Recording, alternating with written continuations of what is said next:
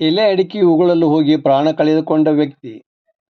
ಬಸ್ನಲ್ಲಿ ಪ್ರಯಾಣ ಮಾಡುವಾಗ ಹಾಕಿಕೊಂಡ ಎಲೆ ಅಡಿಕೆ ಎಂಜಲನ್ನು ಬಸ್ ಕಿಟಕಿಯಿಂದ ಬಗ್ಗಿ ಉಗುಳಲು ಹೋಗಿ ವ್ಯಕ್ತಿಯೊಬ್ಬ ಪ್ರಾಣವನ್ನೇ ಕಳೆದುಕೊಂಡ ಘಟನೆ ಧಾರವಾಡ ಜಿಲ್ಲೆಯ ಕುಂದಗೋಳ ಪಟ್ಟಣದ ಹತ್ತಿರ ಬುಧವಾರ ಸಂಭವಿಸಿದೆ.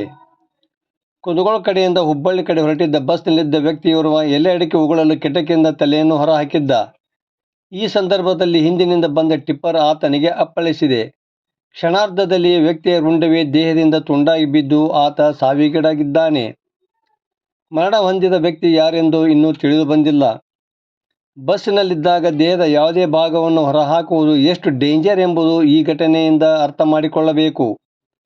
ಯಾವುದೇ ವಾಹನಗಳಲ್ಲಿ ಪ್ರಯಾಣಿಸುವಾಗ ಗುಟಕ ಹಾಗೂ ಎಲೆಡಿಕೆ ಹಾಕಿಕೊಂಡು ಉಗುಳುವವರು ಬಹಳ ಎಚ್ಚರಿಕೆಯಿಂದ ಇರಬೇಕು ಎಂಬುದು ಈ ಘಟನೆಯಿಂದ ತಿಳಿದುಕೊಳ್ಳಬೇಕಾಗಿದೆ.